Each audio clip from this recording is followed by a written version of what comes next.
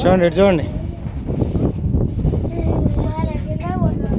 Guys welcome back to my YouTube channel sarcastic. ఈరోజు అయితే మేము హెచ్చంపాడు హాజీపురం ఫారెస్ట్కి వచ్చాము. అదే పార్క్ ఫారెస్ట్ ఫారెస్ట్ పార్క్.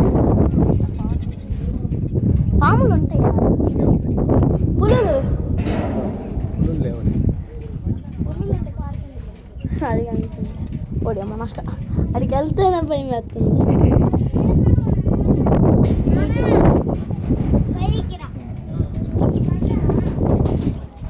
ఇదిగోండి చిన్నగా దిగు.